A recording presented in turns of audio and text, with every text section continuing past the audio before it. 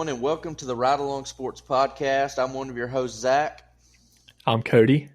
And this is the sports show where we talk sports and you ride along, and we are so glad that you are joining us on our journey as we talk about college football and life and just things that we enjoy. This is episode 1, even though it's week 3 of college football, so a little different there. But Cody, how you been, man? Been good. Up here in Ohio, weather's starting to cool down. And then I saw out in Phoenix, y'all finally got a break from the heat. Yeah, bro, it was this morning when I woke up and I went and played pickleball this morning. It was like 78 degrees. Wow. So it felt really good. And I think the high today was like 85, 86. I didn't get outside too much just because of some certain things. But I went outside briefly and it felt really good. So we broke the 100-day streak, had 114, I think, days, something like that, 111, 114 days over 100, which was by far the most in Arizona history. So feels good. We also had the most days over 110 in Arizona history this year, about 9 or 10 more days than they had last summer. So, I'm new out here, as you could probably tell by my accent. I'm not from Arizona, but definitely glad that it's starting to cool off a good bit. Yeah, give me just your thoughts, because growing up in Mississippi, it's a different heat. So tell me your thoughts on the dry heat versus back home with the humid heat. I would much rather have the heat of Arizona. So far, I'll say that straight up, because the humidity makes it unbearable. Back home in Mississippi, like, you walk outside and you're instantly gasping for air and like sweating. Here, like, you can actually go outside even if it's 110 and not just be covered in sweat. But I will say, I know it's a dry heat, but it's still hot. Like, people think they hear dry heat and it's going to be cold. Like, the sun beats down on you more here than it does in Mississippi, but overall, I'd rather take this heat than the heat down in the South. Yeah, I agree. People say it's a dry heat, but it's also a dry heat inside your oven, and you can still bake some stuff in there. Yeah, it's still hot. So you might hear my daughter in the background. I'm on daddy duty, so just bear with us. We're kind of putting this together and figuring out what system works best for the both of us. And, yeah, man, what was the weather like there today? I know you said it was cooling off. Yeah, we were in the low 80s. Last week we were in the 90s pretty consistently, but we're starting to get cooler mornings, starting on the drive to work and back home, seeing a lot of leaves starting to change colors. And so you can feel fall is pulling into the station here. Well, I can definitely tell because of the weather, but I can't. The leaf thing, I have no idea. I haven't seen a leaf in a while. Yeah, when the cactuses start losing their needles, I guess, out there is how it goes, huh? Well, you were out here longer than I have been, so maybe I should ask your advice on that. Tell me. But no, we're excited, and I know we've both been watching a lot of football, whether that's college football mainly for me, and watching some NFL here and there where I can. Sundays are pretty busy for me, and I believe for Cody as well. So I don't get to watch just a ton of NFL. I keep up with fantasy sports a good bit, and I like to, try to win my fantasy games, even though it's not going too well right now. But yeah, college football, I think me and Cody would both say obsessed, even though that's probably not a good thing. Maybe a little obsession of college football, maybe a little – I mean, we're from the South. It's life. College football is life. We didn't grow up with pro sports teams to root for, so kind of latch on to a team and let it ride. So, Cody, you want to talk about anything in college football this past weekend that stuck out to you? Maybe a game you want to highlight or something you want to talk about? Maybe, and the listeners will know we like to stick around the SEC, so we're mainly going to talk SEC ball, but if there was a big headline maybe elsewhere Cody wants to bring up, we'll talk about that. We're pretty easygoing. But, Cody, is there anything from this past weekend that really caught your eye, something you want to bring up and talk about? Yeah, I think one of the best games from the weekend was that South Carolina LSU game. And if you see our TikTok videos, I made a prediction on there, and let me just say there was a lot more points in that game than I expected. Both offenses did a lot better than I thought they would, and really early it looked like South Carolina was just going to run away. They jumped out to a 17-0 lead, and hats off to LSU for battling back. I mean, it was about as ugly of a win as you can have, but a win is a win, and they pulled it out in the end. I think LSU certainly. I think they owe the refs a little bit of money, and people know what I'm talking about. There was a pick six that occurred late in the fourth quarter, or I say late. It was probably like mid fourth quarter. Garrett Nussmeier dropped back. He didn't think the nickel defender was going to sync with the route. He thought he was coming on the blitz. He kind of dropped back. Nussmeier threw it. Was picked off. Pick six, ran all the way back. Well, there was actually a flag thrown on the play for, I believe, what they call it, unnecessary roughness. Mm-hmm. Yeah, on a it was like a blindside block. And in that situation, I don't know. I wouldn't have thrown that flag if I'm the ref, because I don't really think it hindered the play at all. And while you could maybe say, I mean, how many times do we see a quarterback get hit like that on an interception? I feel like a lot, and I feel like it's not penalized every time it happens. And in that moment, I mean, South Carolina grabbed the lead when they might have been a 10-point lead on that pick six. I think they were up 3 when they intercepted that ball. And, that play comes back, and, all right, the interception stood, but the pick six was wiped off the board. LSU holds them out of the end zone on that drive. It's history, and, you can say we don't know for sure if South Carolina still would have won that game if that pick six stood, and we don't. But, man, that was a real controversial call that I hate seeing the games come down to the referees' decisions. Now, I'm not saying let the boys play. There's still rules in college football that have to be followed, but I don't know. Like, what did you think about that call? I thought it was definitely questionable, especially, I would understand it more if quarterback's running to make a play and he just gets absolutely clobbered. Mm-hmm. But really all that happened was he got pushed down. And so it's questionable. I think for both teams, though, obviously if Lenore Sellers doesn't get hurt, I think it's a totally different ball game. I mean, South Carolina's offense, because Robbie Ashford came in and cannot throw the ball at all, that put a stop to any offensive momentum they had. And so moving forward, if you're a South Carolina fan, you're hoping Sellers gets back as soon as possible. But also, I would say for LSU fans, there's not a much improvement from the defense from last year to this year. I mean, they still have struggled tackling. They've missed assignments time and time again, and so it might end up being it might be a longer season this year than last year because of that. Yeah, and I haven't seen an update on Sellers. You may have, and we can talk about that in a second. But yeah, him going out of that game really just it affected it so much because, with Sellers, he is primarily a runner, but he also does have the ability to throw the ball and be that true dual threat. And Robbie Ashford's not a dual threat quarterback. He's really a no threat. But, he can run and he's fast, but you load the box and you don't really have to – you're not scared of Robbie Ashford throwing the ball on you. But, yeah, I've told you on the phone, we talked about this game last week. I thought this was a must-win for Brian Kelly. All right, my daughter's crying. I know everybody. I'm a terrible father. But Brian Kelly, I felt like this was a must-win for him because the state of LSU is the state of Louisiana.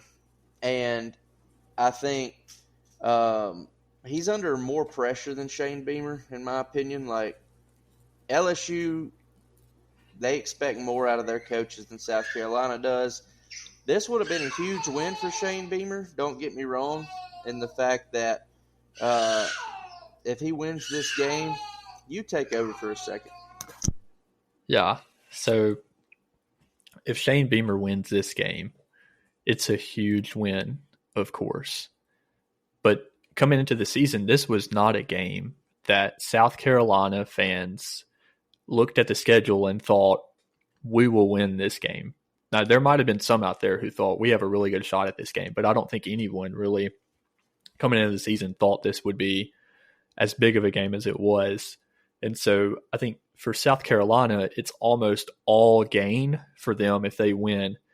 Meanwhile, on the other side of that, you have LSU, who at the beginning of the season, you're looking at your schedule, you see South Carolina and you think that should be a game we should win. And so because of that, South Carolina gains more from winning, but they don't necessarily lose as much when they lose.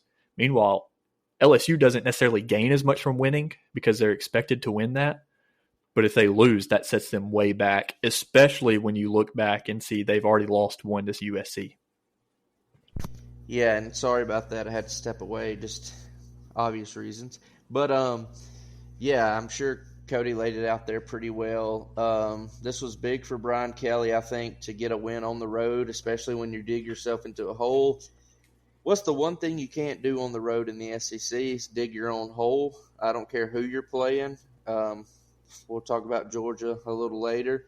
It's a perfect scenario there, kind of digging themselves in a hole, even though they're the superior team talent-wise and how hard it is to dig out of that. And LSU did it.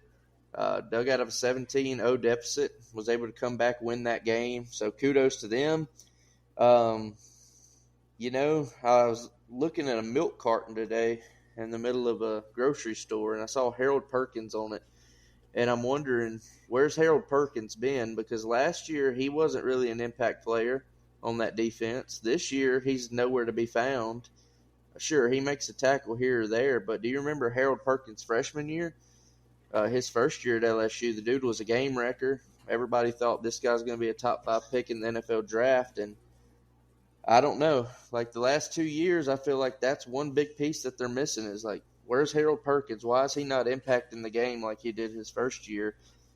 And I don't have the answers to that. I'm not a football coach or don't know everything schematically about football, but I think if LSU – if they want to make a serious threat at pushing for an SEC championship, because they don't have an SEC loss yet this year, if they want to make a serious push toward the playoffs, I think Harold Perkins has got to step up, and that defense as a whole has got to step up, or they're going to be a team, probably an 8 or 9, maybe 9, probably more like an 8 or 7 win team, in my opinion. Yeah, Zach, you brought up Harold Perkins as the individual. Was there any individual performances or just individual players across the league that had a standout performance this weekend to you?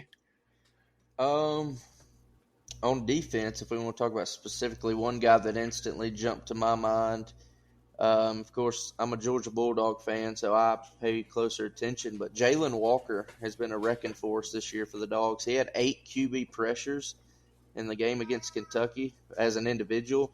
He didn't get a single sack or tackle for loss, but he had 3 or 4 QB hits and 8 QB pressures. And he did that against Clemson. He had a sack and a half against Clemson. He's a guy that kind of honestly is in that same Harold Perkins build. Harold Perkins is kind of a tweener, 6'1", like 240. Jalen Walker's about 6'1", 6'2", 240. They call them, Jalen Walker calls himself a hybrid outside linebacker.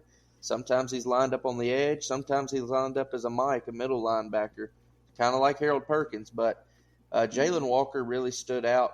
You could argue in that Georgia-Kentucky game, if the Dogs don't have Jalen Walker getting after the quarterback, there's a good shot, in my opinion, they lose that game. There was 2 passes in particular on third down where Brock Vandegrift had an open receiver, but number 11 hit him right as he released the ball and forced an incompletion. He stood out. I've seen some good tape of Walter Nolan out there at Ole Miss on the D-line. I know they were playing scrubs, Wake Forest, but there was a few clips making the rounds on Twitter of him getting his hands on some people and knocking them back, throwing some 320-pound offensive linemen to the ground. Those are just a couple defensive guys that I can think of off the top of my head. Offensively, what Tennessee's been doing, early on, their backup quarterback has more passing yards than Brock Vandegrift on the season so far. He also has 3 or 4 touchdowns as the backup. They played 5 quarterbacks this week against Kent State. I know it's Kent State, and they're awful. They're 0-3. But Tennessee, man, their offense is lighting it up. I got to give a shout-out. I don't know how the guy's not getting more attention. Dylan Sampson, I looked at his stats earlier. He's got like 417 yards and 9 touchdowns this season on the ground. Yeah, through 3 games. Yeah, and he doesn't even play the whole game. Yeah, he's averaging over 7 a touch. I don't know how his name hadn't been brought up in Heisman watch. I constantly see Quinn Ewers, Cam Ward, which deserving, and Ashton Genty at Boise State. But, man, Dylan Sampson's almost got 10 touchdowns through 3 weeks. That's on pace for a lot of touchdowns. And I know he's about to start playing better competition and probably won't keep it up, but man, that's a guy that stood out to me through the first 3 weeks of the season. Did you see Marcel Reed for Texas A&M? Man, I think that's their guy going forward. Yeah, I think so. I mean, he just first career start in the Swamp in a big game for both teams. And he just flashed. Like, there wasn't really any plays where you think, what are you doing? Like, this guy's clearly a freshman. And he just seemed like the perfect fit in that offense. Yeah, and I think the Connor Wigman thing, some people are still high on him. I've just never seen anything out of Connor Wigman that makes me think he's the guy. If you're listening to this, Connor, I'm sorry. But I think Marcel Reed is the dude, and not saying, but, like, he kind of gave me Kyler Murray vibes a little. Like, same size, smaller guy. He's really fast. He can actually throw it pretty well. I'm not saying he's going to be Kyler, but, like, they're kind of like in the A&M uniform. Kyler started at A&M. It was kind of like, I've seen this before.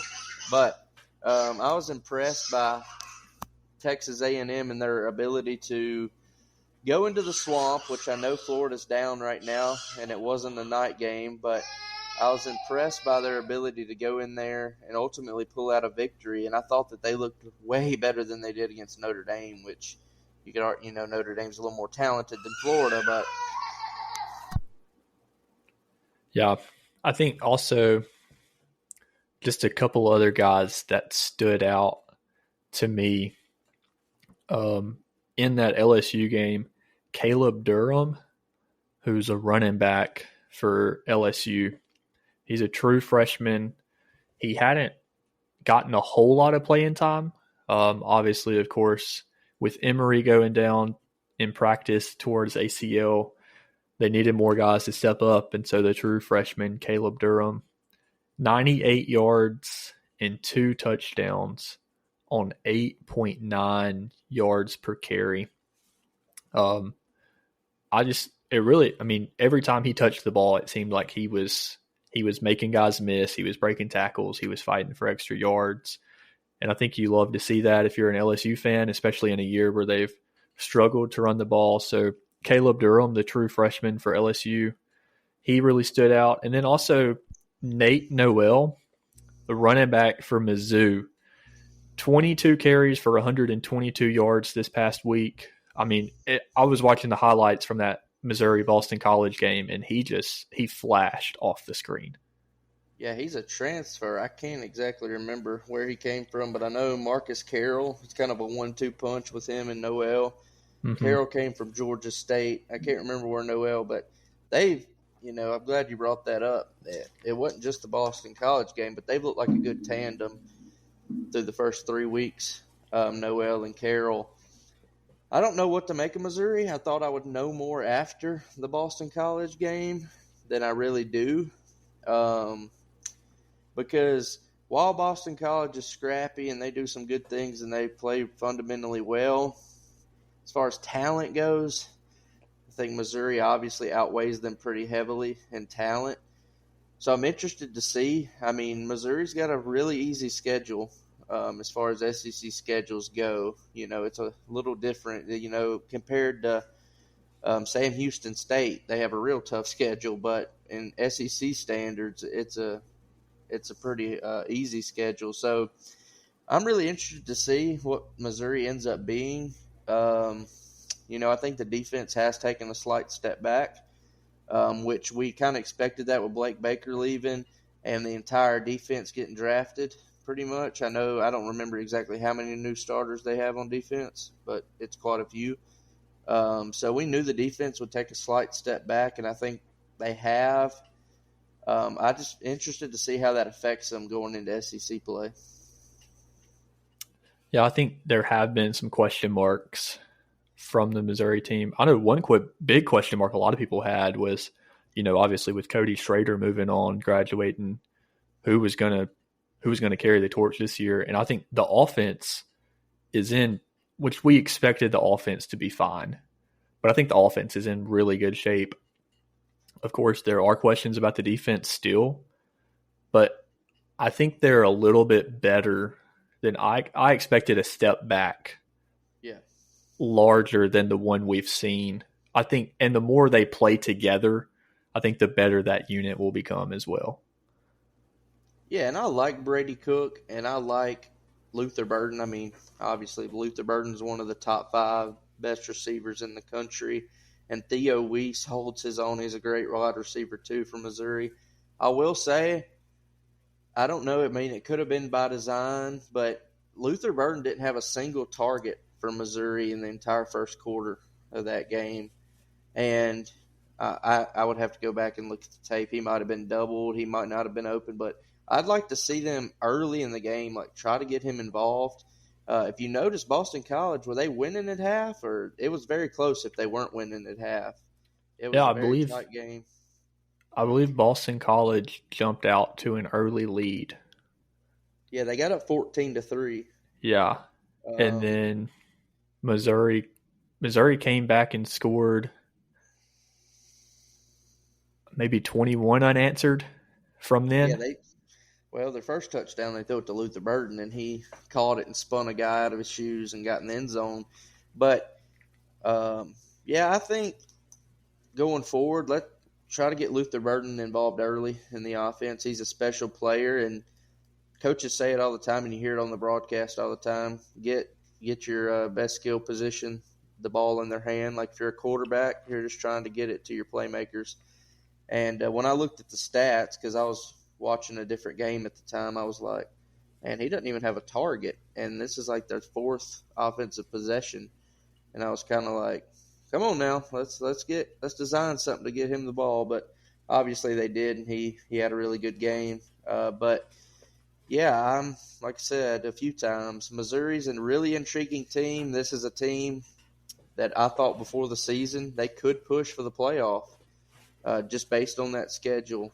If they figure things out on defense and become kind of a bend but don't break, and that offense gets to humming, realistically they could win 10 or 11 games just based. I think their toughest opponent this year, they play Alabama and Oklahoma. That's their 2 toughest games, and I can't say Oklahoma is like necessarily just a great team right now.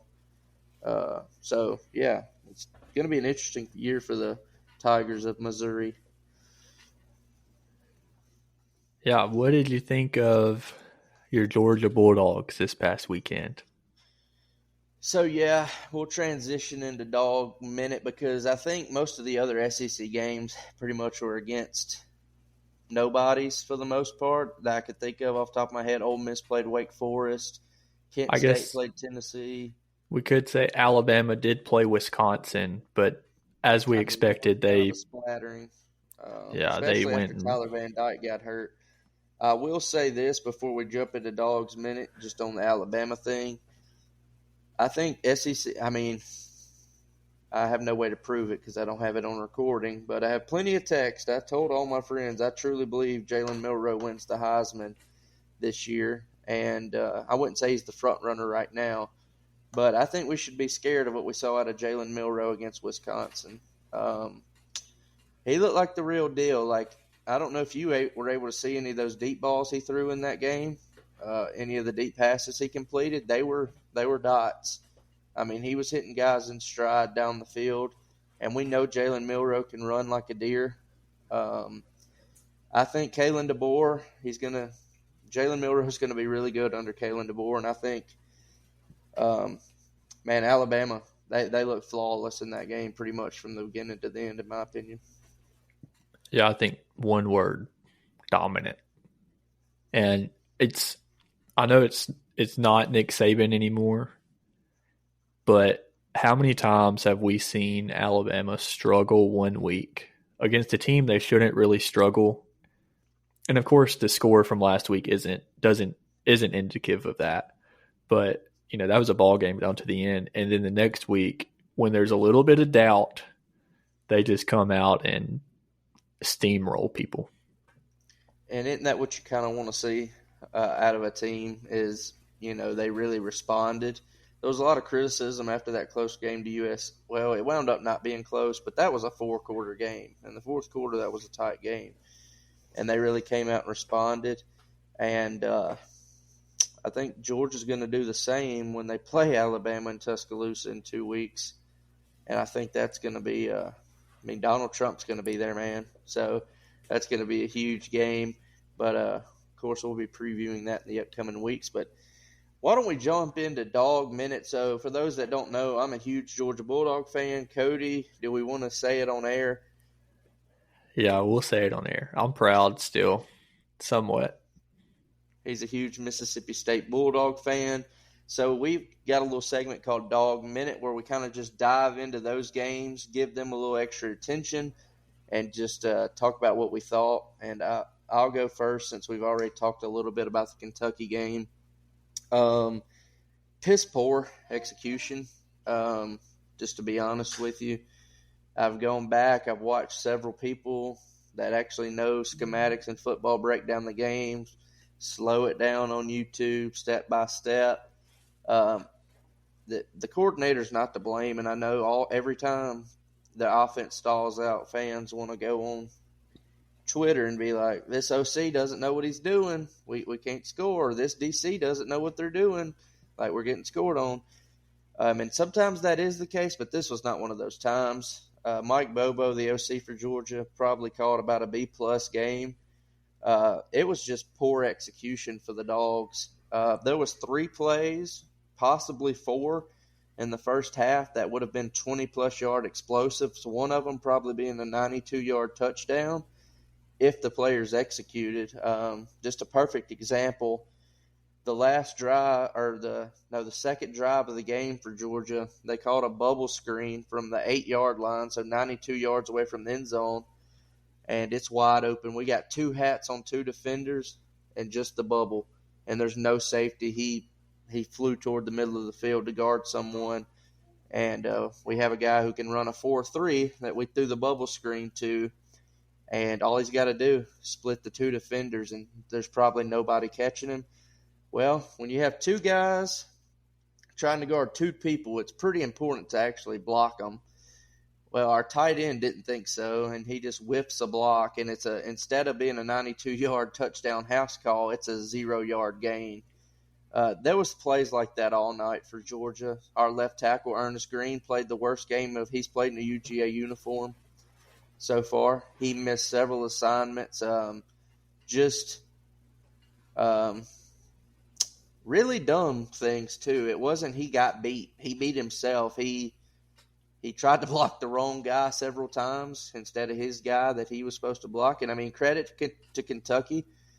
They came out with a great game plan. I think Mark Stoops is a great coach. He always has those guys ready to play the Dogs, apparently, because Georgia's been held under 17 points 3 times in the last 5 years, and every time it was Kentucky. And Georgia somehow has won all 3 of those games. But Mark Stoops, he always has them ready to play Georgia. And I thought really Georgia escapes 13-12. Defense, phenomenal again. Bend but don't break. They did give up some sustained drives, but kept them out of the end zone. Kind of lucky, in my opinion, to escape with a win there. But maybe this is a realization that just because you have a number next to your name on the ESPN score bug doesn't mean that you can just go in there and play halfway, even if the team did get embarrassed the weekend before. That's kind of my take on what happened to Georgia this weekend. And I can name several other players and position groups that just didn't do a good job, but all around on offense, just piss poor. Yeah, I remember looking at this score like late in the game when it was 9-6 and just thinking, I remember thinking, because earlier I'd seen it was 3-3. It's like, okay, Georgia's, Kentucky's playing them pretty tough. And then later it's Kentucky's up 9-6 late in the game. And just thinking, could something be brewing here? And I heard Kirby talking about the game. He said that their culture won them that game. That just the culture they've built, the toughness they've instilled, just wanting it more. That you didn't play your cleanest game, but still able to walk away with a win. And ultimately, that's what's important, is winning. And I'll touch on that. Two things. Kentucky, they looked miserable the week before. And, even in my head, and I've been watching football for quite a while, I thought, man, Kentucky just doesn't have it this year. You can never base a team completely off of 1 week. I think a lot of people said they walked in there and got destroyed against South Carolina. Kentucky they're done. That wasn't the case, and they came out and they responded just like we talked about Alabama. Now, Kentucky didn't win like Alabama did, but if you're Mark Stoops, you've got to be pumped up. Like, they came out, played their tail off. They responded, and that's not a dead team like I thought it was. I know they're 0-2 in SEC play, but I think they're going to be a bowl-eligible team for sure. And the culture thing, I think Kirby Smart intentionally used that word because there's been obviously some things going on with Georgia as far as reckless driving. And a lot of people have attacked the culture of Georgia. And I've said all along, I don't really think it's a culture issue. I really don't. And Kirby, just before we went live, came out and said, we just have players making dumb decisions. And I've heard Josh Payton, Joel Klatt, and a few other guys talk about it, but at some point it becomes the players' responsibilities. Kirby's done all he can do. He's kicked the player off the team. All of them have to go do all these classes. They have to, the guys that cover the team say you don't want to be these players after they get a traffic violation because they've got to be at practice at 4 a.m. It's not a fun time. And eventually, somebody in that locker room's just got to step up and say, like, it's got to be player-led. It's like somebody's got to step up and be like, we have to have accountability because, like I said, I think if Georgia had a culture problem, they would lose games like that are close. I think you would see players give up and stuff. I think it's just it's an idiot problem, to be quite frank with you. But anyway, we don't have to dive into all that. But Cody, what did you think about your Bulldogs' performance? And tell us a little bit about how that game went. Embarrassing. How so? When an SEC team plays a MAC team, you expect the SEC team to be bigger, faster, and stronger. You expect them to be better at football. But that was not the case on Saturday night in Starkville, Mississippi, in Davis Wade Stadium. Toledo came in and dominated Mississippi State. Just whipped them up and down the field. And so the final score was 41-17. On it should have been worse. It's the worst loss of Mississippi State in my lifetime. And here's the thing. Coach Levy, I'm not turning on it. I don't think he should be. I know people are saying that. that's ridiculous. It's what it is we're seeing the benefits, not really the benefits. We're seeing the fruit of 3 coaches in 3 years, especially when the past 2 didn't recruit, didn't assess talent well, and any talent that they did have, most of them walked out of the door. So there's that. And then also, it's a brand new coach, all new coaching staff, 11 new starters on offense, 9 new starters on defense, most of which have not played any significant snaps of football. And so just watching the game, if you would have told me that Toledo was the SEC team and Mississippi State was the MAC team, I would have believed you. And so Levy said, we had a lot of self-inflicted things, which is true. We did have a lot of self-inflicted things, a lot of missed assignments, 10 penalties for 104 yards. It's hard to win like that. But also, if you just watch the game, we looked slower. We got pushed around, and that's the main thing. The line of scrimmage was dominated by the Rockets, and it's the second week in a row that's happened, and so it's going to be a long, long, long season for the Mississippi State Bulldogs, and it's a rebuild. I think in the past when we've had new coaches, it hasn't been a full rebuild because of different circumstances. But we are experiencing a true and complete rebuild in Starkville. And their quarterback, Toledo's quarterback, coming into the game, Tucker Gleason, his completion percentage for the year was under 50% this season. He completed 23 of 28 passes for 285 yards and 3 touchdowns. Shredded. And it's not because they're more talented, although they look more talented, and they might be more talented. We just don't have the dudes, and we're going to have to build it. I think, I remember vividly. I was sitting there, I was watching the Kentucky-Georgia game, and I checked the score, and I saw that Toledo had scored first, and it was 7-0. And I put my phone down, and I just watched the game, like the Georgia-Kentucky game. And I text you at half, and I was like, man, we might lose this game. And I hadn't checked the Mississippi State versus Toledo game, and you texted me back and said, bro, we're down 35-3 at half. And I was like, I thought you were joking. I was like, there's no way they're down 35-3 to Toledo. Like, it's Toledo, which, granted, they might be the best team in the MAC, but still, it's Toledo. And I was like, no way. And I checked it, and I was like, oh, my gosh. This is like, I think what you said about, let's be honest, the Mike Leach thing, that ended in a very unique and bad way. He died as an active head coach. We've never seen that before. And then, they kind of bring Zach Arnett into the fold, which he's already there as the DC. It kind of felt like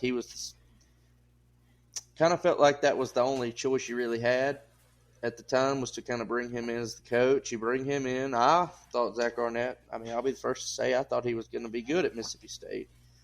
And then, you hear some of the things that came out about Zach Arnett. So it's kind of not, it is shocking in a sense. You still, even in a rebuild, you expect you to still have SEC bodies and SEC caliber players. So I guess it still was shocking, but I think what you said, 3 coaches in 3 years, one that left died. I don't know how else to put it. So, you had a lot of players that he recruited that left. Will Rogers gone. A guy who had been there and started for 4 seasons. You lose Woody Marks. He goes to USC. Several guys have left those teams that are contributors elsewhere, big-time contributors on other teams. And, I think Mississippi State did the best they could. They went out and they got a guy who was experienced playing quarterback. They went out and got Blake Shapen, a good amount of snaps under his belt. And then you went out and basically rebuilt the entire offensive line. Uh, yeah, it's a rebuild. I don't know what else to say. It was embarrassing, and I'm not a State fan, but any more thoughts on that? Yeah, it's just, I mean, it's like you said, it's a rebuild.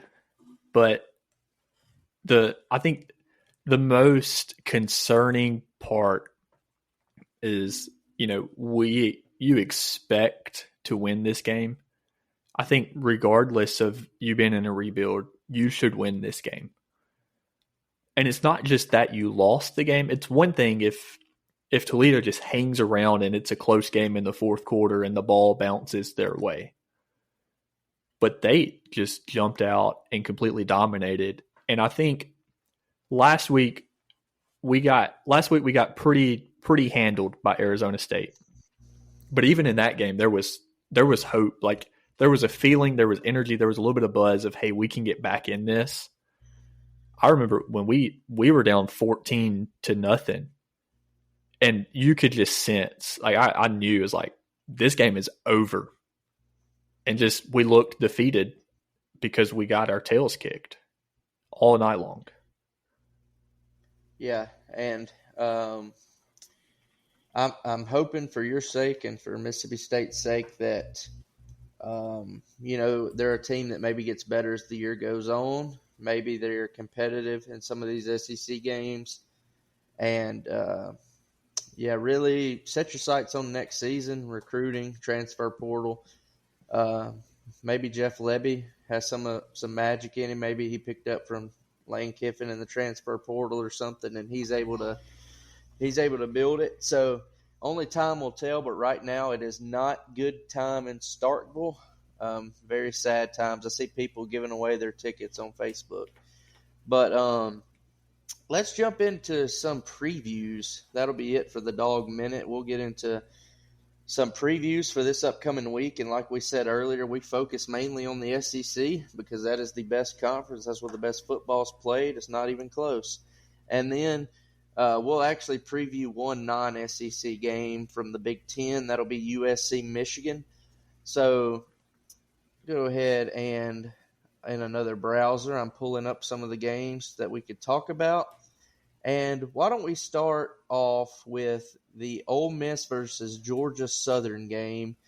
Cody, you have any thoughts on that? Do you think there's any way Georgia Southern makes this a game, or do you think this is just another blowout as all the Ole Miss games have been so far? Yeah, I think this is going to be another blowout. If you're a betting man, whatever the overs are, all categories, take them for Ole Miss. Points, yards, touchdowns, whatever you can take, probably take the over. Yeah, I will say I've been impressed by Ole Miss, and I know they haven't played anyone, but, building a program like they have hasn't really been done before necessarily, where I don't know the percent, but most of their starters are transferred. You even look at Jackson Dart. He's a transfer. I know he's been there for a little bit now, but Henry Parrish in the backfield, transfer. Trey Harris at receiver, transfer. Walter Nolan, transfer. The list goes on and on. I was kind of interested to see how they meshed as a team. When you're bringing all these guys in from different locations, different places, and we haven't really seen them challenge, but I think they look cohesive so far. They've done, there's a lot. They play cupcakes. They do this. They do that. They've done what they're supposed to do. When you play teams like this, you're supposed to handle business, and they've handled business. So I think that's a positive for Ole Miss. There hadn't been a single quarter, I don't think, where they haven't handled business. They've kind of just controlled and dictated, and that's elite teams do that when you play teams like this that they've played. You handle business. So I think Ole Miss, I'll throw out a score prediction because why not? I think Ole Miss handles Georgia Southern. I'll go 56-10. Ole Miss beats Georgia Southern 56-10. They set their sights on next week. I will say it's going to get interesting. Ole Miss doesn't have a bye week until week 8. So they're going to play 7 games in a row, and their last game on that 7-game stretch will be LSU in Death Valley, and LSU will be coming off of a bye week. I think that's going to be a really interesting game. But anyway, that's way in the future. Cody, do you want to throw out a score prediction for this one? We'll take Ole Miss 62, Georgia Southern 13. Whew, 62. All right. Let's do Ohio versus Kentucky. Now, this is a little different than Ole Miss in my opinion. Don't get me wrong. I think Kentucky should handle Ohio. But Kentucky, even though they almost beat Georgia, it wasn't on the back of their offense. That's one negative I could take away. Brock Vandegrift doesn't seem to be the guy. If you don't know his story, he was a highly ranked quarterback, went to Georgia, sat on the bench for 3 years, was tired of waiting, as most people would be, knew he wasn't going to start this year, transfers to Kentucky.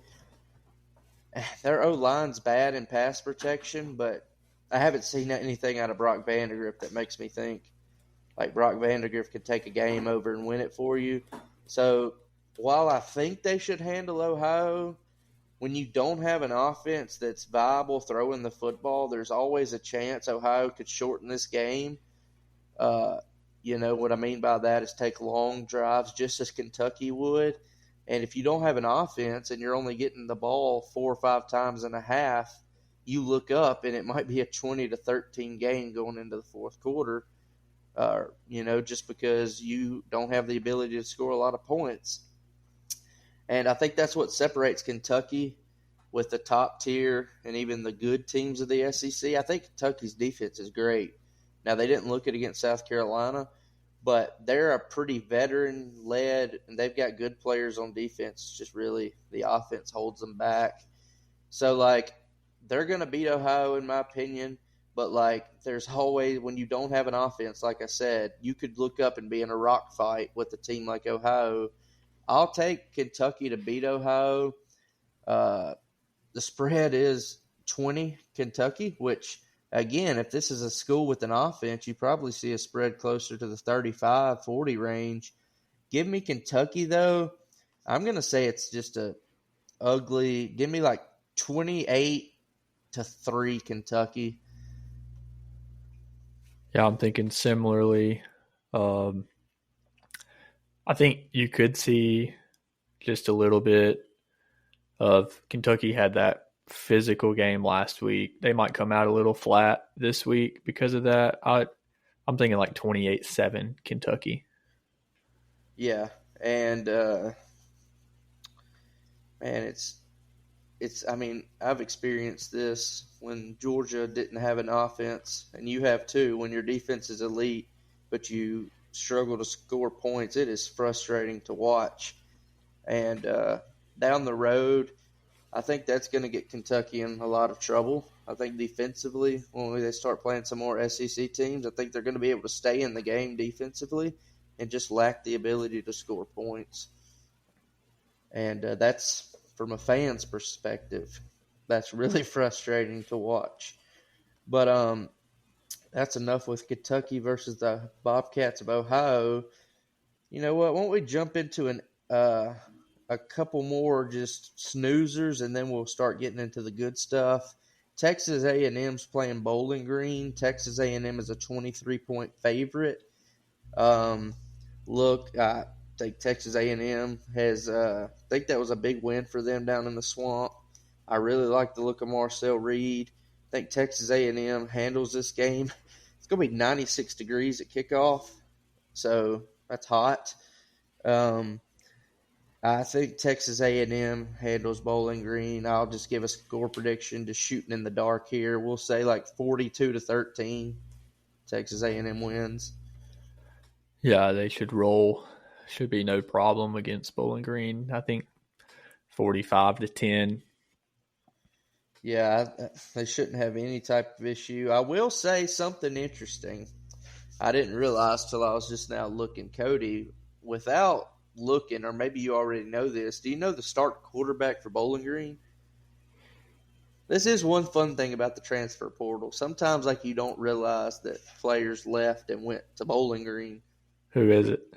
Connor Bazelak, the Hmm. former Missouri quarterback from a couple years ago, is the Bowling Green starting quarterback. So that's kind of Watch fun. out. Yeah, watch out. He's got ties to the SEC. All right. Akron versus South Carolina. South Carolina, surprisingly, only a 28-point favorite against Akron in Willie B. I'd take the over. Akron's, well, they're piss poor. Cody, do you happen to know who Akron's head coach is? Could you give us any insight? Yeah, their head coach is Joe Moorhead, Watch who out. you don't have to watch out. He's got Take SEC ties. take South Carolina all day, every day in this one. Give me South Carolina to win. I don't even know who's starting at quarterback, but maybe that's why it's only 28, because Robbie Anderson might be starting, which, if that's the case, it's not going to matter. Give me South Carolina 45-10. I'll take 45-10 in that one. Yeah, I'll go 31-3. Maybe not as much offense for Carolina if Robbie Ashford is starting, but I don't think Akron will. Yeah. Have you seen anything about Lenoris? I personally haven't. I haven't. I heard he might miss a little bit of time, but that was on Saturday. Regardless, I don't think they rush him back for this game. No, there's no reason to. Absolutely no reason to. And then this is kind of the last little, throwaway game, but Texas, who's looked amazing, number one in the country, first time in a long time, they're hosting UL Monroe. Cody, do you know who UL Monroe's quarterback is? That would be General Booty. Watch out. He's got SEC ties, even though when he was on Oklahoma, they weren't in the SEC, but they are now. Texas might put 100 on them. That offense is nasty. I firmly believe, said it for a couple years now, Steve Sarkisian's the best offensive mind, in my opinion, in the sport. As far as what he can draw up on offense and how he schemes guys open. Arch Manning, I believe, has already been named the starter for this game, which is kind of cool because he's from Louisiana. Kind of cool. He's starting his first career starts against a team from Louisiana. And I think they roll. Give me the Longhorns 62-3. Yeah, a quick question. Yeah. Do you think Arch Manning was overhyped or only got the recognition out of high school because of his last name, or do you think he's legit? I mean, based on the sample sizes we've seen, spring games, the game against UTSA, I mean, I don't see how anybody could say it's just on his last name.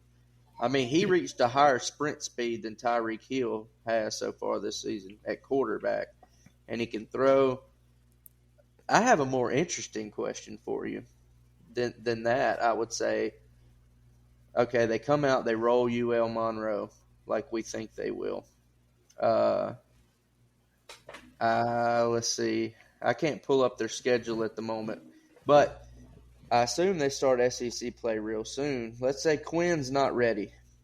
He's still got the abdominal strain. Let's say it's taking a little longer because Quinn has been known to get injured. Seems like he's gotten injured every year.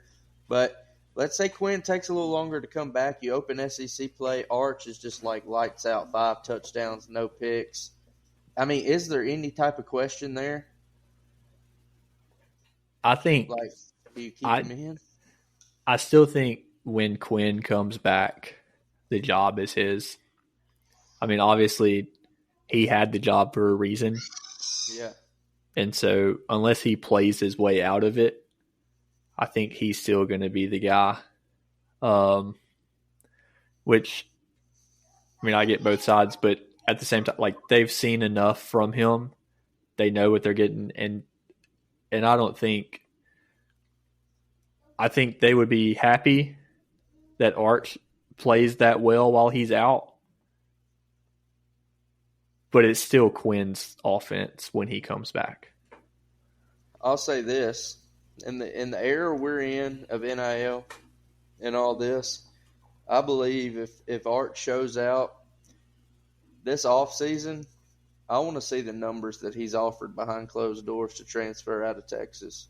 Not that he should, because he's going to be the guy, but I guarantee you there's going to be people contacting him, like even during the season. Man, you're a backup at Texas? Like, come on. Well, especially when you consider what he's already making in NIL at Texas to be the backup. Yeah, and there's a lot of SEC teams that are going to be looking for quarterbacks next year. We don't have to dive into all that, but Brady Cook off the top gone, Carson Beck gone, Jackson Dart gone, Texas obviously Quinn Ewers gone. That's just some off the top of my head, like without even really digging in. Garrett Nussmeier can declare for the draft if he has a good year.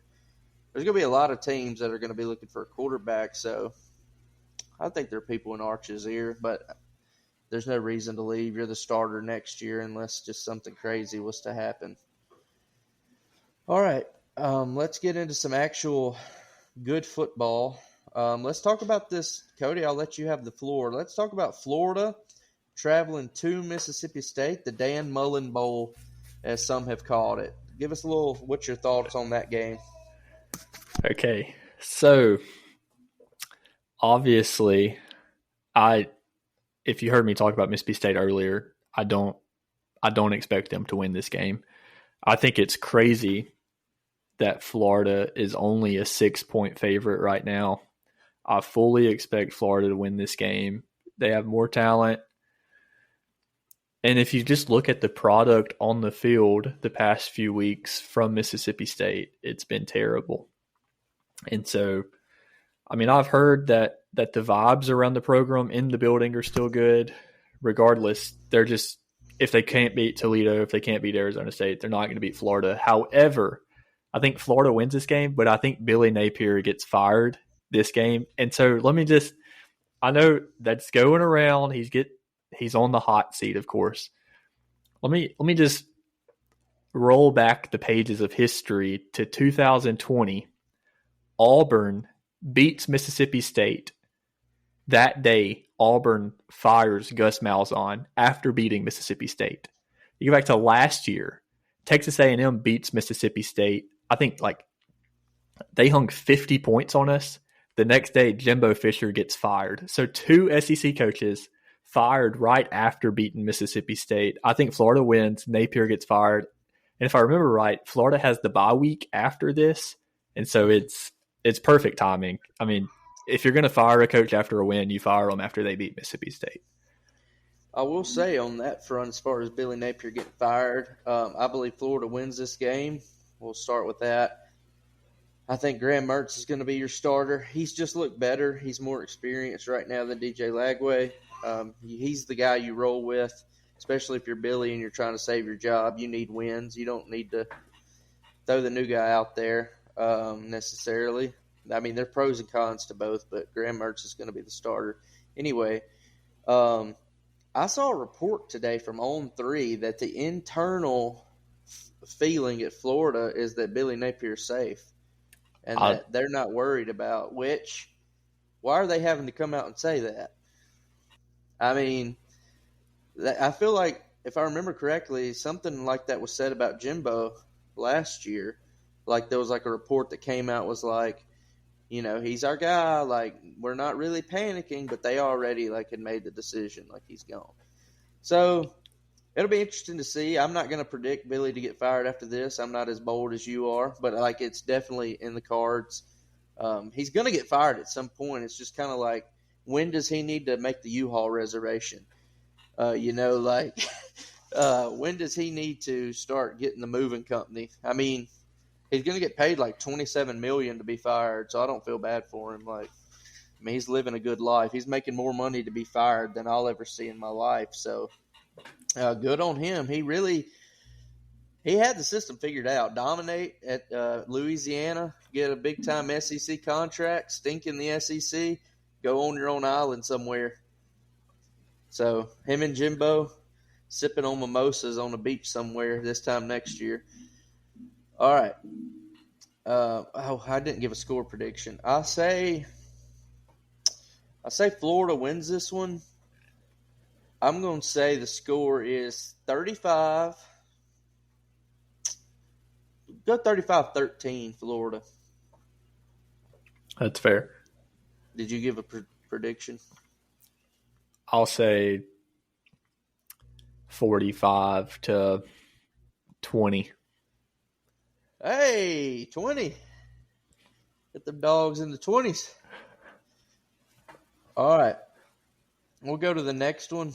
What do you make of this Arkansas at Auburn? Some have called it the Gus Malzahn Bowl in the past. Tickets are $11, which I think, man, for an SEC game, like if I lived near there, I'd definitely do that for $11. But anyway, Auburn versus or Arkansas at Auburn, excuse me. What do you think about this one? Yeah, I think both teams are in an interesting spot. Auburn just made the switch at quarterback. Arkansas lost.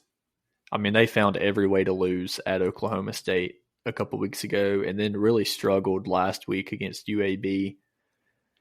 And it's in Jordan-Hare. And here's the teetering point for me, which you and I, we talked all offseason, and even, I mean, we've talked the past few weeks. Taylon Green had a phenomenal first game, but I haven't believed in him since he transferred. And then I think last week in the game against UAB, he was 11 for 26, 161 yards, and 1 interception. Now he's going to make his first start on the road in the SEC. And Auburn isn't a bad defense. They're not great, but they're not bad. And so I don't trust in Taylon Green enough to be able to go in and win. I think Auburn has better playmakers. As long as they get the ball in their hands, they're dangerous. And so I expect Auburn to win. I think probably 31-20. But I think turnovers will be what really hurts Arkansas. I think this game has really, I've thought a little bit about it, and like I've gone back and forth, even on the winner, and I'll tell you why. It's in Jordan-Hare, and like I want to say that matters. I really do. And like I've been to that stadium. It's loud. Home field definitely makes a difference. But then like I thought that 2 weeks ago, and Cal comes in there and I don't want to say dominates, but I feel like Cal pretty much what do you call it? Cal pretty much dictated that game. So like I don't know. Honestly, I think I might take Arkansas straight out. And this Peyton Thorne got benched. They started Hank Brown last week. They struggled again, this time to New Mexico. At half, it was a very close game. They might have been losing to New Mexico. It was a very close game. They wound up, kind of waking up in the second half. I have been impressed by the way Arkansas has played, as far as I feel like the games I've watched, the Oklahoma State game, I've watched the highlights of the UAB game. They play hard for Sam Pittman. I'll give him that. They might not win the game, but they play hard. And, I think I'm going to take Arkansas straight out.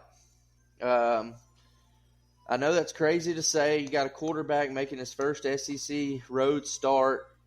Yeah, is it a night game? Hold on. That might change that might dictate everything. It's a 3:30 or 2:30 Central Time kickoff. I'm going to take Arkansas straight out.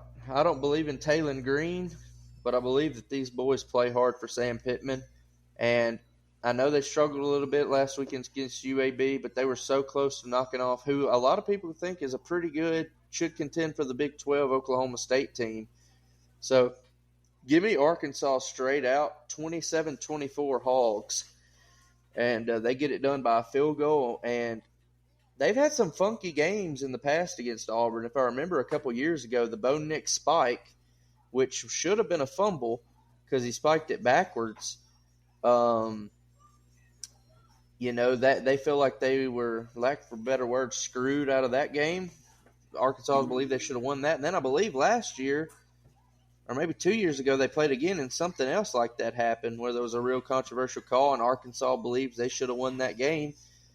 And that was Sam Pittman both times. So I think this is a little personal for Sam Pittman.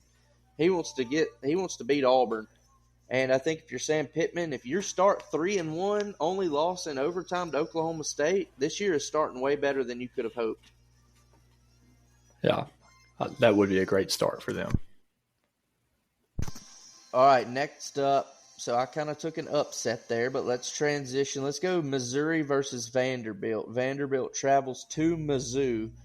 Man, Vandy, you were off to such a good start. You had so much promise. You beat Virginia Tech. A lot of people didn't see that coming. I think they were double-digit underdogs in that game. You wind up handling your next opponent. I can't remember who they played. I feel like it was the Deaf and the Blind or something. They played somebody really bad. They dominated. They handled it. And then I'm thinking, man, Vandy's about to be 3-0. Right, they're about to play Georgia State. Dale McGee, former running back coach at UGA, it's his first game as a head coach. Vanderbilt's 3-0, man. First time in a minute, it feels like. Now look at the score, and they lost. They lost to Georgia State. In a game where I feel like you're better than them. You're better than Georgia State talent-wise. I'll be honest, I didn't go back and rewatch Vanderbilt versus Georgia State for obvious reasons, but I don't think you have a chance in this game. You're traveling to Como. You have a lot less talent than Missouri does. That was your chance to get your third win. Might have been your only chance. Give me Missouri 45. Got a weird score, 45-16. Yeah, I agree. I think Missouri is going to just dominate, especially I think Vanderbilt, I don't know if they were looking ahead or what happened, but I mean, I don't know anything about Vanderbilt. I haven't heard anybody from around the program. I imagine they're deflated after that. And regardless, there's a talent gap between Missouri and Vanderbilt. So give me the Tigers. Similar, I was thinking 45-13. Well, in my head, I was like, how do they get their 16? Some might think 2 touchdown, 2 2-point conversions, but I'm going to go with they get 16. Touchdown, field goal, field goal, field goal. So, wait, touchdown, field goal. Yeah. Yeah. Wait. Yeah. Okay. Your math is right. I wasn't the best at math. Still not. But, yeah, 45-16 Tigers. All right. Here's an interesting one. UCLA is traveling to Death Valley to take on the Tigers of Louisiana State. A few years ago, they played, and Zach Charbonnet, shout out to him. He's a backup now for the Seahawks.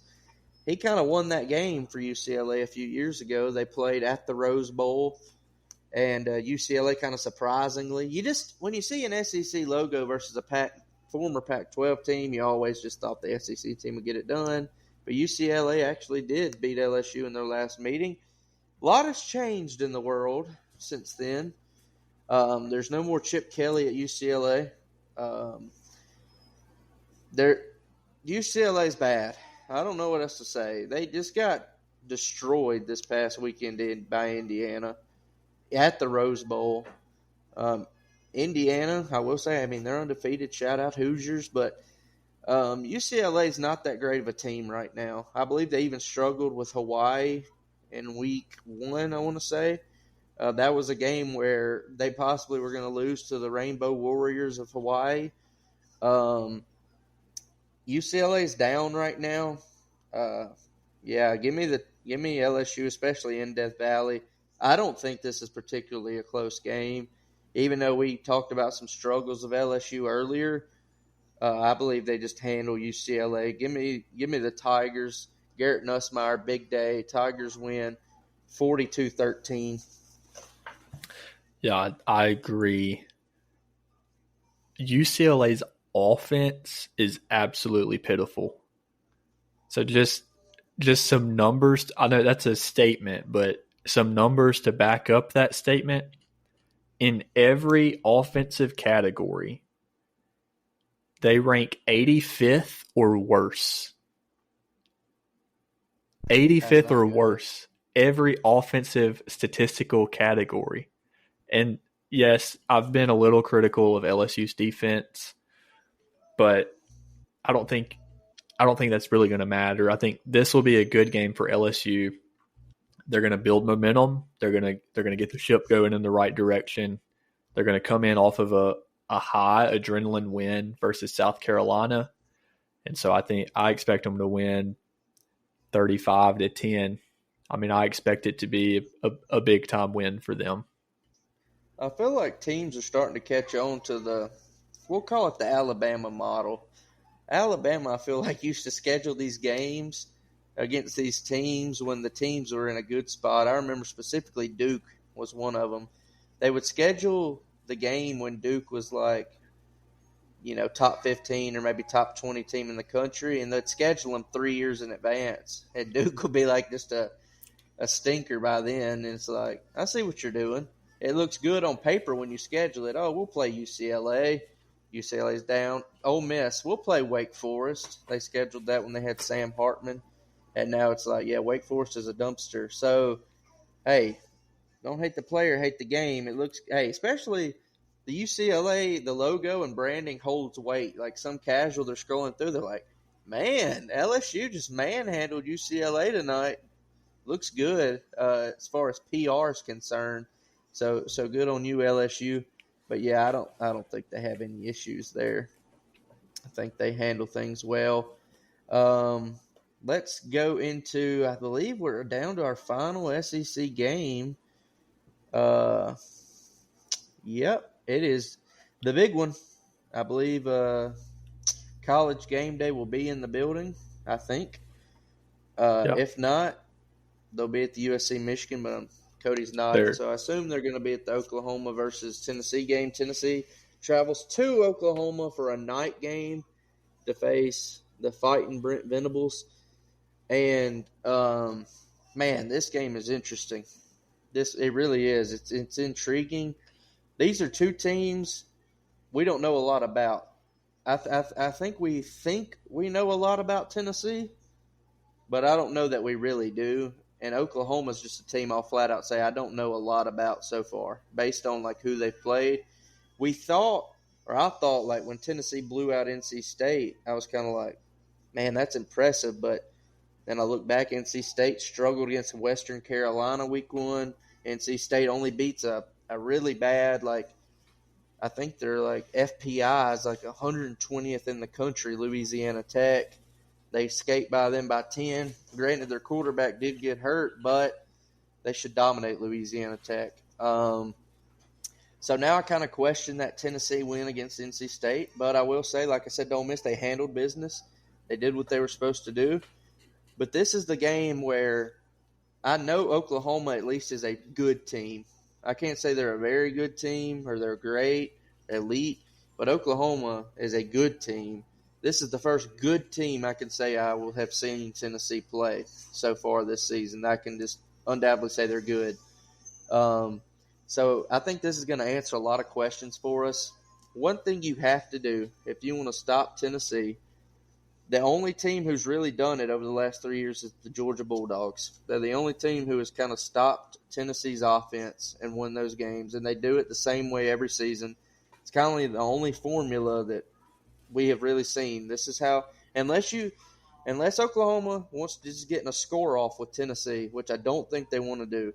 I don't think they just want to go tit for tat and let's say who puts up more points and just a shootout like Alabama played in Neyland a couple years ago. Everybody remembers that game where it was like combined to over 100 points between the two teams. I don't think Oklahoma wants to get into that personally. But so I think the key for Oklahoma, you've got to stop the run with light boxes. What I mean by that is you have to stop the run without having safety support, without having nickel corners in the box. You've got to stop the run with just your linebackers and your defensive linemen. If you can't do that, it's going to be a long night, because if you have to start committing more guys on the outside to come in and stop the run, they're going to tear you apart through the air. You've got to be able to man up and say, that's what Georgia's done, but it's not just as easy as it sounds. You have to have people that are able to do it. That means you have to have guys on the outside that can hold their own. Because if you don't, this is what Tennessee does. Great offensive scheme. They put stress on a DC. I mean, they stress you in so many ways. I'll say this, Cody, and doing a little research on this game earlier. A reason I think Oklahoma has a chance, besides it being a night game in Norman, which I believe that is huge, and it's Nico's first true road start, because the NC State game was neutral. It's definitely his first SEC road start, and it's at night. But anyway, Oklahoma has the largest front seven in the SEC. I didn't know that until today. Their average weight across their D-line is 323 pounds, and their linebackers are both over 240. In today's world, both middle linebackers being over 240, that's kind of rare. And we know that Brent Venables runs a physical style defense. So I do think he has guys in that front seven that can match up against that Tennessee O-line as far as strength, weight, toughness is concerned. My big concern with Oklahoma, though, that secondary. Billy Bowman's a beast at safety. I just wonder, do you have the speed on the outside at corners to be able to run with these Tennessee wide receivers? Because I know Tennessee wants to stretch the field and run the ball. But, I mean, I'll say it. If Oklahoma wants to be in this game, they've got to stop the run with the light box. If they can do that, if they can stop the run without committing DBs inside the box, they have a shot. Yeah, I agree. I'm excited to see the chess match between Heupel and Venables. A great offensive mind and a great defensive mind. And I think yes, obviously Tennessee first and foremost, I know them airing the ball out and stretching the field vertically gets a lot of recognition, but first and foremost, they want to run the football. So I think you hit the nail on the head of you got to stop the run, because once you have to start committing more bodies into the box, then they hit the play action and they start chucking it deep. And so I think yes, but also I think a lot of stress and a lot of strain with the offense, because they use every inch of the field. You have to have corners that can defend on an island. Plain and simple. You have to have guys that can win their matchup. And so I think that's going to be the most important thing. But I think on the offensive side of the ball for Oklahoma, so far, with what we've seen from this Tennessee defense, you cannot afford negative plays. They have a good defensive front. They get after the quarterback really well. Obviously, Oklahoma, they want to run the ball a little bit more.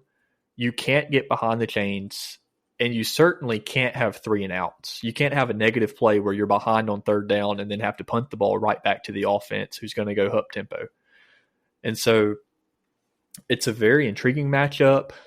And, in a way, Oklahoma's a little bit more battle tested. They've had some games where they kind of had to, they had to strap up their chin strap and just go get it done. And Tennessee's had and then Tennessee's kind of had games where they've been able to coast. And then I think more than anything, Saturday night when this game's over, you'll be able to take the snack pack and pop the top and look down, and the proof is going to be down in that pudding. We'll know a lot more about these teams come Saturday night compared to what we know right now. Yeah, and I'll take a little more time on this because we gave a snapshot of the Oklahoma defense versus the Tennessee offense, and you gave a little bit of the Oklahoma offense against the Tennessee defense. But I want to dive in that a little bit more because even if if Oklahoma just comes out and stifles Tennessee's offense, they still got to score, right? So this is Jackson Arnold's time. Both these quarterbacks were I believe, the top two quarterbacks in the same quarterback class. Oklahoma thinks they got the right guy. Tennessee thinks they got the right guy. And I'm not saying whoever wins this game proves right or wrong. I think they're both talented. But if you're Jackson Arnold, this is your time to kind of stamp yourself in Norman like the future's bright. Like we've got a very bright future in the SEC. Night game, it's gonna be loud. There's obviously some ties between Brent Venables and Josh Heupel, both being on the OU coaching staff together at one point in time. And Josh Heupel being the OC there, winning the Natty at Oklahoma. He was let go by Bob Stoops. Some say there's like some tension there between Josh Heupel and Oklahoma. There's going to be a lot of emotion, I believe, in this game. These guys have played each other before. Josh Heupel was the OC at Oklahoma, played Brent Venables, the DC at Clemson. Clemson won 40-3. Now, I'm not saying that's just – there was a difference in Clemson at the time in Oklahoma as far as player talent. But I'm saying these guys know each other very well. They've coached together. They have played against each other. I'm interested to see how it turns out. But if you're Oklahoma, I think the key to the game, I don't want to steal his thing because that's his thing, but a padlock stat, as Josh Pate would say, if I look at the box score at the end of the game and I don't see the scoreboard, but I see one thing in the box score, I can tell you who wins automatically. If I look in the box score and I see Tennessee averaging over 5 yards a carry, I can almost guarantee you Tennessee won that football game. They've got to stop the run. We saw NC State kind of have a little success in the first half. That was a close game in the first half. Ultimately on my prediction, I think Tennessee's just better right now. I think Tennessee's a little too talented. Nico's a really, really good quarterback. He's young. I don't think this is going to be easy sailing. It's going to be loud. I do see him getting rattled maybe a little bit, especially in the first half. Give me Tennessee to win this one. I think it's tighter than some people. I've seen some people thinking, Tennessee's just going to kind of go in there and do what they want. I think Venables will have the defense ready to play. Give me Tennessee to win this one. I'll take Tennessee 35-28. Yeah, I think I'm right there along the same lines. I think the first half of this game could be a really good game, honestly. Yeah. And you brought up that NC State game. NC State did some things really well against Tennessee and gave Tennessee some problems in that first half. And so I think one thing, Oklahoma, they have to be more physical. Just plain and simple. If you're not more physical, you're not going to win this game. You have to take the fight to Tennessee. You have to be more dominant up front. You have to win the line of scrimmage so that you can stop the run with less guys in the box, so that you can establish the run game on your own. But you got to make it a dirty game. I mean, you got to make it nasty if you want to win. Yeah. Because nothing against Tennessee. That's not their style.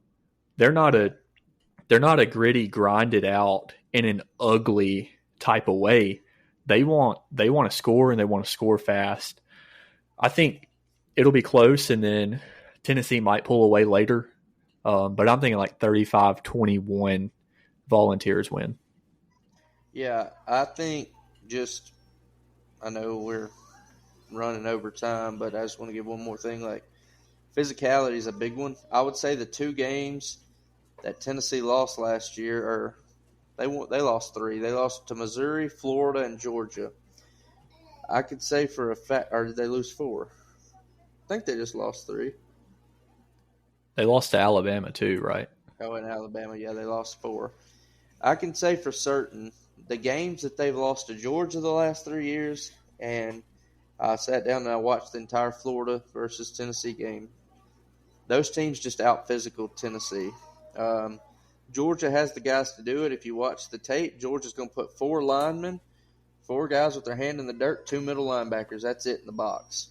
And then they're going to have their guys on an island, and they're going to play press coverage, and they're going to try to knock the receivers off their route because they've got the guys to do that. Now, for Florida, what they did, granted, Joe Milton wasn't the best.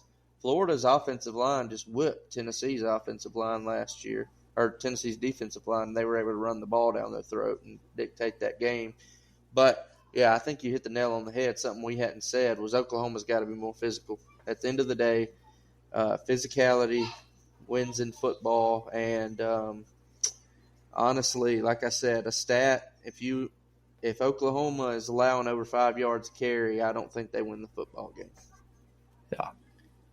And they're still I think Nico's special enough. Even if the run game can't get going, Nico might be good enough to just win the game himself. So Tennessee's a dangerous team. Ultimately, like I said, I think they get the win, but I do see a world where, hey, we look up and this is a 4-quarter battle. Both teams are right there. Yeah,